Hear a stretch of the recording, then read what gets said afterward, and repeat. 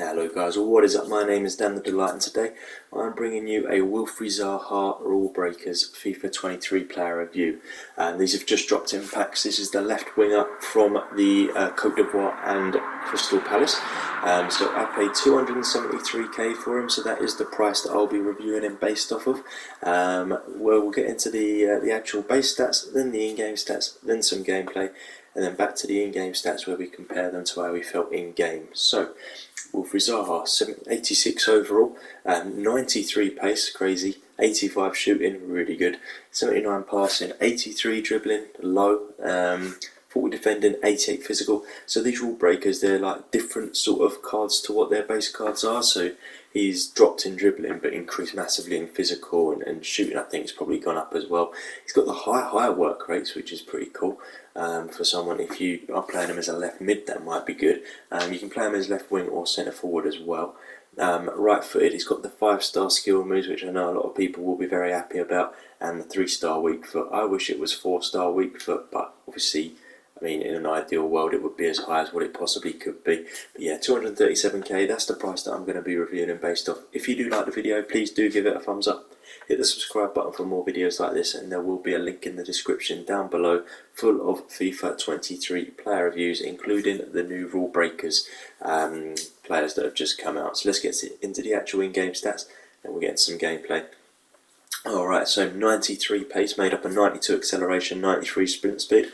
I mean, 93 pace, you're expecting high, sort of low 90s for the stats there, and it didn't disappoint. So yeah, really good there. I think that might be the highest pace that I've used on FIFA 23 so far. Not entirely sure, but I think it might be. And then 85 shooting, made up of 82 attack positioning, 87 finishing, 89 shot power, 78 long shots, 74 volleys, and then 85 on the penalties. Really good stats there as well, particularly that finishing at 87. That's exactly what I'm looking for. I want the finishing to be a higher stat, and the attack positioning, the volleys and penalties I do not mind about. So yeah, I'm glad that the higher stats are the two that I really do care about. Passing at 79, made up 78 vision, 81 crossing, 58 free kick accuracy, which for me I don't care about, 82 short pass, 75 long pass, and 77 curve.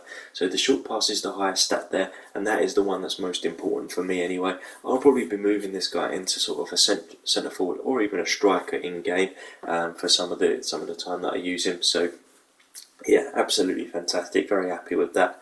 Short passer particularly is the highest stat there. And 83 dribbling, this is going to be a bit weird because I'm so used to him having high dribbling. But 80 agility, 73 balance, so he's still got fairly high on them, so it won't feel sluggish hopefully. 72 reactions, 85 ball control, 86 dribbling, 79 composure. So some really good stats in there, particularly ball control and the dribbling. They're still sort of mid to higher 80s, so that's good. But yeah, it just won't feel as good as perhaps he has in other cases, dribbling wise, and compared to his base card even. Defending I won't really get into too much because he is an attacking player, but he's got 51 head accuracy for anyone that will be trying to do headers. Probably wouldn't be ideal with this guy.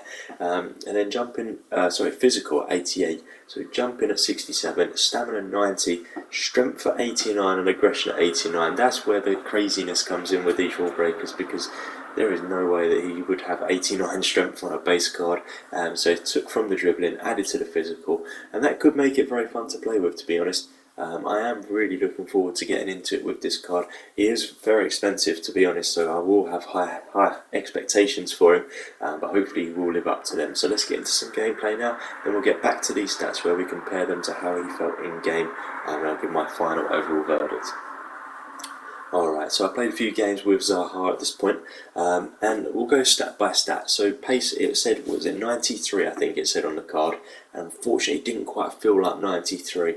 It felt fast, obviously, but he would be the fastest player that I've used on FIFA so far, and for me it didn't feel that way. He felt good enough, but yeah, I've used faster players with lower stats, so unfortunately that is a bit of a disappointment. but the shooting definitely felt better than 85. He felt fantastic at shooting. You'll see quite a few goals here that were scored with Zaha, and they're probably goals that you wouldn't think that someone with 85 shooting would be able to pull off. So yeah, really good on the shooting there. Very happy with that. The passing felt pretty weak. I mean, the stat was weak anyway, but there were cases where I thought any other player probably would have made that pass, which was a bit of a shame really. He did get someone sent off there, but yeah, it is a bit of a shame that his passing was pretty lacklustre. If you are playing him as a left mid or left wing, passing is quite an important stat to get it to your strikers, and for me that did lack. However, when I put him up to the centre forward position. It didn't matter as much, so I didn't notice it as much, but still. And then his dribbling, this is what got me. It was very difficult for me to sort of take out of my mind that Zaha is not this incredible dribbler that you can just run at players with, because he's not. With these stats, he's not, and you need to sort of put the fact that it's Zaha to one side and think that, you know, like, this is a player with only 83 dribbling. He's not going to be able to do all the things that normal Zaha would be able to do with his 5-star skill moves and whipping it around people. So I just needed to try and remember that. But yeah, dribbling wasn't that great with the card. It wasn't terrible, but it wasn't great. But his strength definitely did come through. So what you're lacking in the dribbling, you are making up in the physical. And the physical was definitely very good for this card. The strength in particular. He wasn't getting pushed off the ball. He was managing to defend himself well. So yeah, really good there. Gives a thumbs up there. So we'll go stat by stat and I'll tell you how it felt in game. So 93 pace actually felt lower than 93. And a little bit lower as well, to be honest, like not just one notch. I'm going to have to bring it down to like an 87, 88, which is still a fantastic stat, of course. Like pace is 87. If you're looking at a normal card, 87, 88 pace, you're thinking that's a fast player, but it just didn't feel like the fastest player that I've ever used. That being said though, the shooting at 85 definitely can come up, so it felt better than 85 for me. So we'll actually increase it to an 88 as well. So at this point we've got an 88 pace, 88 shooting card, really good. Pass it at 79, probably did feel about 79. As I said, he did miss some easy passes that I feel like a lot of people would have normally been able to score. To be able to pass. So unfortunately, yeah, we'll leave it at 79, which again isn't a terrible stat, but I would have liked to have been able to have increased that. And then 83 dribbling, this is such a weird one for me because I think I couldn't get it out of my head that Zaha didn't have that great dribbling, and I kept trying to dribble and do things that an 83 dribbling player shouldn't be able to do. So I'm not going to dock it, I'm not going to take it down, but I'm not going to bring it up either. 83 feels about right for me. Defending I'll leave as is because it was an attacking player.